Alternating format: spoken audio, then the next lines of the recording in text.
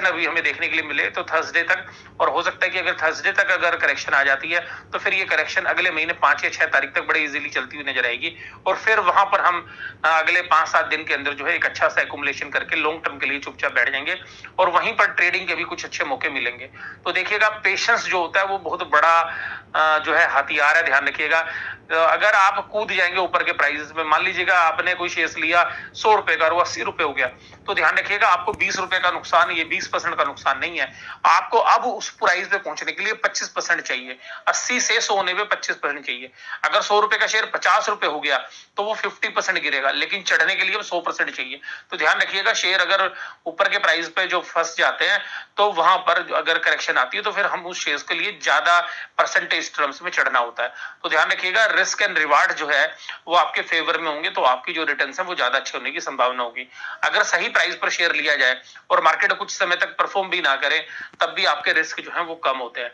और last but not the least, अगर आपने ट्रेडिंग के लिए जो शेयर्स लिए हैं और आपको कहीं पे अच्छे प्रॉफिट्स हैं, तो कम से कम पार्शियल प्रॉफिट बुकिंग जरूर करके बैठिए। हाथ में कैश होगा तो अच्छे शेयर्स अच्छे भाव पे खरीदने की हिम्मत आपके अंदर आ जाएगी। और अगर आप ऊपर के प्राइसेस पे शेयर्स में फंसे होंगे और वो बाद में नीचे आएंगे, आपके पोर्टफोलियो की वैल्यू कम होगी, तो आपके पास जो कैश होगा वो भी कम होगा, और दूसरी बात, आपको कैश लगाने का मन नहीं करेगा। तो ये सारी बातें मैंने आपके साथ की है। एज ए अल्फा मेंबर मैं आपको एक ही बात कहूंगा कि अल्फा मेंबर्स देखिएगा, पेशेंस जो है वो बहुत इंपॉर्टेंट चीज है। मैं देखिएगा 4P प्रिंसिपल की बात करता हूं, price at which you buy और सेल, काफी इंपॉर्टेंट होता है। दूसरी बात होती है पैसा, आपके पास होना चाहिए पैसा। थर्ड चीज है पेशेंस।